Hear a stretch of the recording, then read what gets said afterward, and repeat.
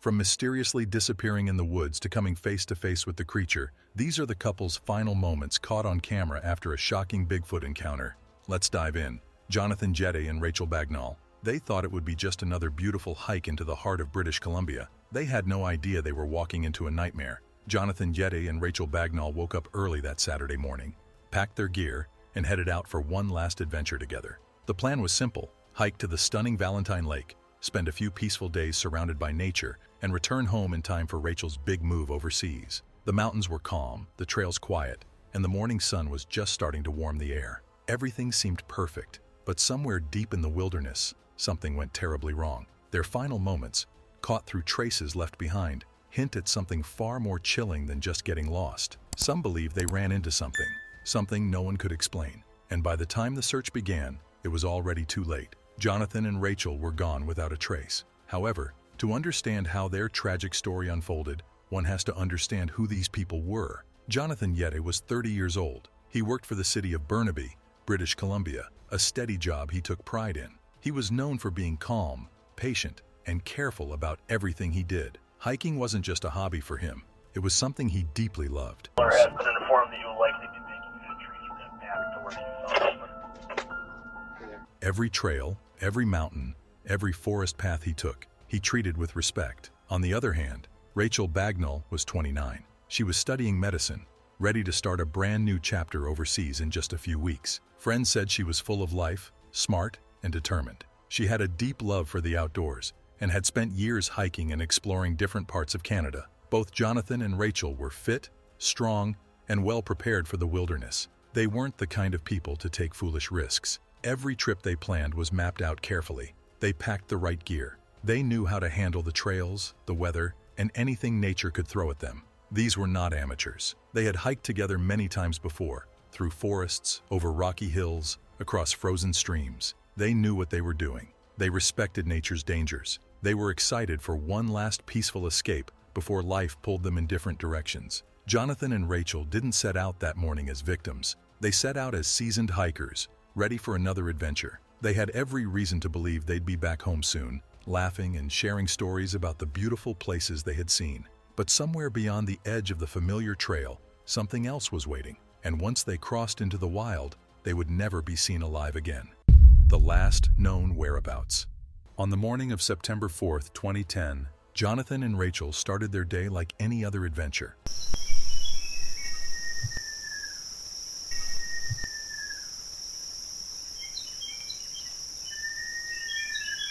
Before heading into the wild, they stopped at a Tim Hortons in Hope, British Columbia. They grabbed coffee and breakfast, sharing smiles and easy conversation. It was just another peaceful morning, the kind that felt safe, warm, and normal. From there, they drove up to Spetch Creek Forest Service Road. It was a rough, winding path through the trees, the kind of road where you feel the world slowly falling away behind you. They parked their vehicle near the start of the trail. Their destination was Valentine Lake, a small, quiet spot about a 5-hour hike away. They had done their homework.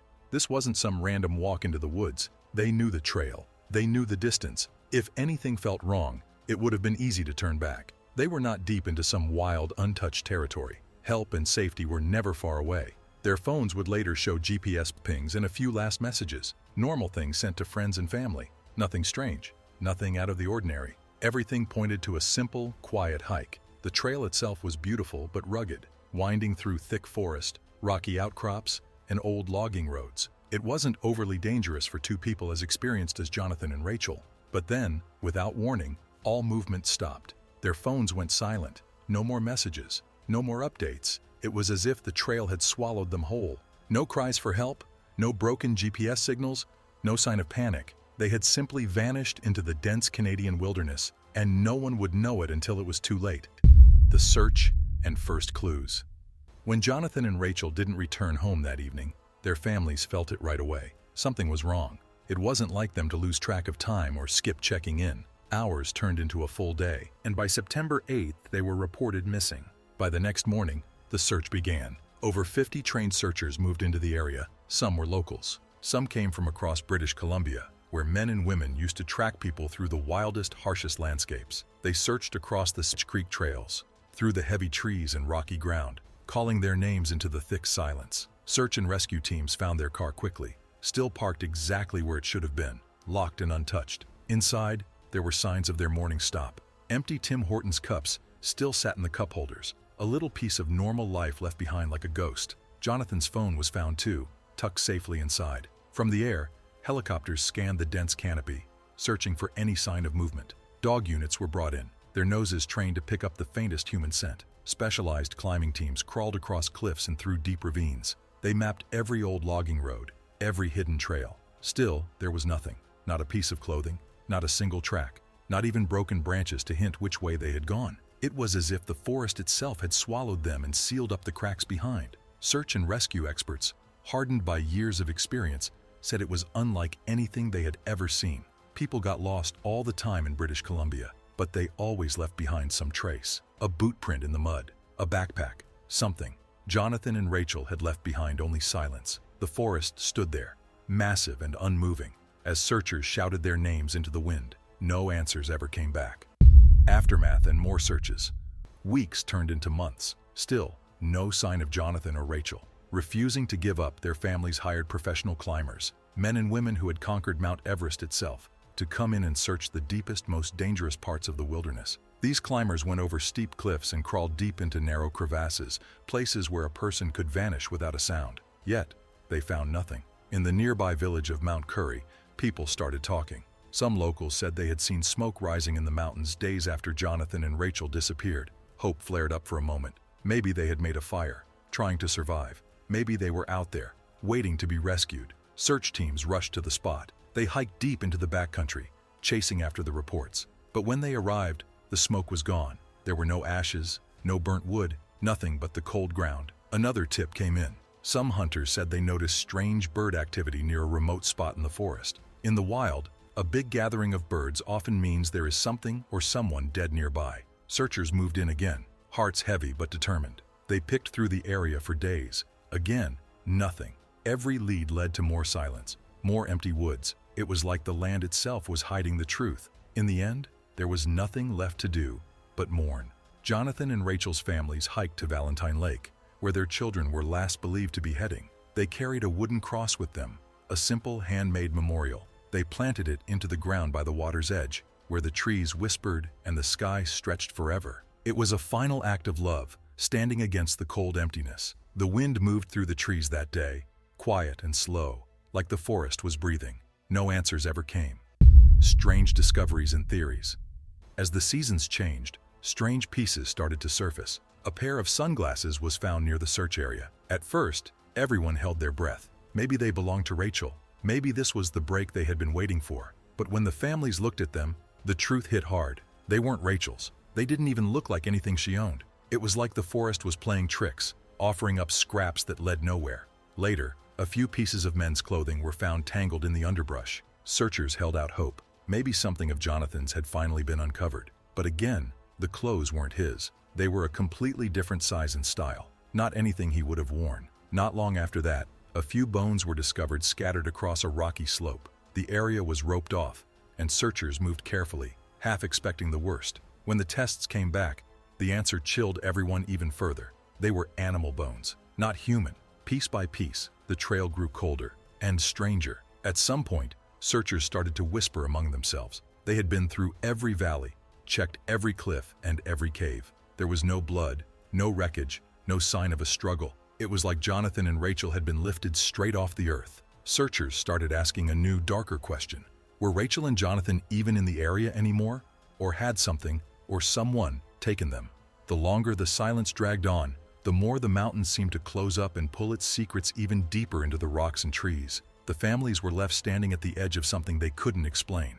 Something bigger than lost hikers and broken trails. And the worst part was knowing that whatever happened out there, it left no trace behind. Only a heavy, endless silence.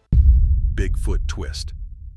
As the months dragged on with no answers, a darker theory started to creep into conversations. The Mount Curry area had always carried a strange energy. Deep forests that seemed to stretch forever, cliffs that appeared out of nowhere, hidden caves that locals said even the animals avoided. For generations, native legends spoke about strange creatures that lived in the wilderness. Some people believed those creatures were still watching from the shadows. Stories of Bigfoot sightings were common around Mount Curry. Hunters, hikers, and even locals had seen large, hairy figures moving through the trees, faster and quieter than anything human.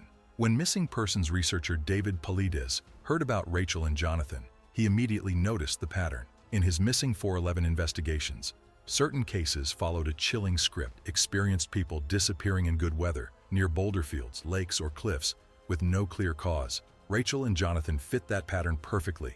Two fit hikers, perfect weather. No mistakes on the trail, no signs of accident or attack, and yet they were gone. The forest around Mount Curry held its breath, keeping its secrets tucked away. Families could feel it. Searchers could feel it. Something about that place was not normal, and some were starting to believe that whatever took Rachael and Jonathan was not human at all. That said, Rachael and Jonathan's disappearance still haunts the forests of British Columbia. Two strong, smart, and careful hikers walked into the wild one day and were never seen again. No wreckage, no bodies, no real clues. Despite the best efforts of their families, professional climbers, helicopters, dogs, and search teams, the mountain kept its silence. And just like that, Valentine Lake, once a place of beauty and peace, now feels heavier, like the air itself knows what happened, but refuses to speak. Maybe Rachael and Jonathan never left Valentine Lake, or maybe something made sure they couldn't. Their families still leave flowers and notes by the water's edge, hoping for answers that may never come. And deep in the cold shadows of the mountains, some say you can still feel them there, lost, wandering, waiting, or worse, trapped by something we can't see. But that has always been there, lurking just beyond the trees. Yet this is not the first time a couple has encountered the creature while hiking. Couple's traumatic encounter. To date, Washington State remains the world's top spot for reported Bigfoot sightings, with the Olympic Forest and Peninsula standing out as one of the most active places to see the mysterious creature. This reputation has kept the Rocky Mountain Sasquatch Organization, RMSO, team busy, driving them to search the area and examine any signs pointing to Bigfoot's presence. But then, one day, they received a message that made them rethink everything about what they'd been hunting. It was from a man named Joseph S. He had experienced something strange in the woods, but hadn't been sure who to talk to without being laughed at. When he found RMSO, he finally thought his story might make sense to someone. According to Joseph, the encounter happened back in 2016. He was walking a trail in Olympic National Park with his girlfriend and their dog, a large Rottweiler named Tina. After finishing their hike, they decided to take a shortcut to get back home faster. But something else was waiting for them that day. They hadn't gone far when Tina, usually a fearless and protective dog, began to whine. The couple found this strange, since Tina was never easily scared. Normally, she would stay in front, alert and on guard, growling if she spotted another animal. But on this trail, she was whining and hiding behind Joseph's girlfriend's legs. The couple stopped, now fully alert, realizing something must be nearby. Then, they saw it. About 50 feet down the trail, something big and orange crossed their path. It looked like a large man, covered head to toe in thick, shaggy orange hair, with jet black skin. Joseph stared at the creature's skull. It was a weird mix between a human and a gorilla, and its face didn't look quite right. The proportions were odd. The mouth was too wide, the ears too small, and the forehead sloped forward, giving it a heavy, almost unibrow look. Its nose was flat but oddly human-like, and its eyes were dark, with no whites visible. The couple and Tina were frozen in fear, trying to grasp what they were seeing. From where they stood, Joseph guessed that the creature had to be around 8 to 10 feet tall. The creature's frame was broad and muscular, with massive shoulders and arms. In its left hand, it was holding a black, bloody carcass. Although Joseph couldn't tell exactly what kind of animal it was, it looked big, and the creature held it as easily as someone might carry a rabbit. As Tina whimpered again, the creature turned its head and looked right at them. The movement was so fast that Joseph barely had time to react while his girlfriend covered her mouth, likely to stop herself from screaming. The creature appeared startled, staring at them for about 5 seconds. Then it turned and took off. It went from a slow walk to a sprint in a flash, disappearing into the trees. Once it was gone, the couple didn't waste any time, hurrying along the trail to exit the park as quickly as possible. Afterward, Joseph felt certain that what they'd seen was a Sasquatch. Growing up, he'd heard stories of the creature, but now he'd seen it with his own eyes. When he shared his story with RMSO, they responded, agreeing that they had found similar evidence during their explorations of the Olympic Forest. According to the group, the Olympic Peninsula is one of the hottest spots for Bigfoot sightings worldwide. Joseph felt a bit relieved that RMSO took his experience seriously and told them about what happened after the sighting. Things got bad for Tina. Before the encounter, Tina had been a brave dog, known to bark and growl at anything, even bears. But after that day in the woods, she changed. Joseph said that she became fearful of nearly everything, from people to other dogs and even smaller animals. Concerned, the couple took her to a vet, who told them she seemed to have developed some form of trauma. When the vet asked what might have happened, Joseph shared that they had encountered a large animal in the woods, though he left out that it might have been Bigfoot. The vet replied that whatever it was must have been massive to have frightened Tina like that. RMSO found Joseph's account fascinating. They thanked him for sharing his story, noting that they'd encountered signs of Bigfoot in that same area. That made it one of their favorite places to investigate. In fact, a friend of theirs who lived in the area had collected recordings of strange animal sounds not known to live there. The RMSO team had also come across odd footprints, along with a print that looked like it came from a creature's butt, as well as knuckle and handprints, and the evidence keeps on showing up. Bigfoot running across the mountain. A group of researchers received unusual footage from a man named John. The video, filmed on a mountain peak along the Wasatch Front, showed a location tied to several Bigfoot sightings. John claimed he captured something strange that really captured the team's curiosity and sent them to investigate the mysterious area. At the time, they were in a valley at about 4,200 feet in elevation. They zoomed in on a peak that was about 9,000 feet. Using a spotting telescope, they filmed the creature moving horizontally, then climbing straight up a steep snowy mountainside. They had to hold the camera lens to the viewfinder, doing their best to capture it all. It was almost a mile higher than the guys filming it, around 5,200 feet higher. They had to zoom in over 3 miles at least to capture this creature that was easily and quickly running across around 90 inches of snow. The sight of the creature sprinting effortlessly through the thick snow instantly grabbed their attention. As they focused more, the group felt amazed and thrilled. It was hard to believe anything or anyone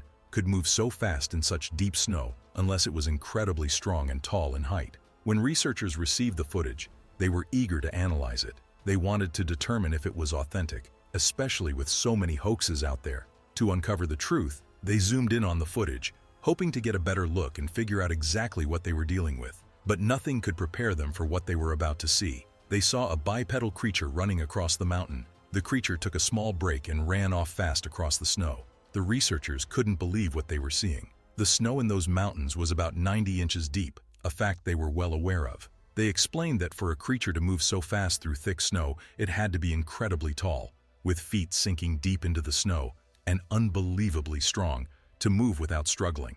It wasn't just running, but doing so uphill. The power and speed it showed across that snow left them completely stunned. What could it possibly be? To try and demonstrate how difficult it would be to run across the thick snow, they went hiking in the foothills east of Francis Peak at Hardscrabble Creek in 18 inches of snow. Sky, a 6-foot-tall strong guy, struggled to barely walk perfectly in the 18-inch snow, let alone run. If the creature they saw in the footage was actually real, then it had to be way taller than Sky and had to be way stronger for it to run in the 5 times thicker snow of the mountain. The researchers were amazed by what they saw and the results they had gotten by letting one of them walk in the snow. After the incident, people started asking if anyone had searched for tracks. If the creature was really running in the snow, it had to leave some tracks, right? The evidence was there. The researchers knew that this trackway was consistent with most realistic Bigfoot trackways. Perhaps one or both of these pieces of video was a clear indication of the existence of the creature.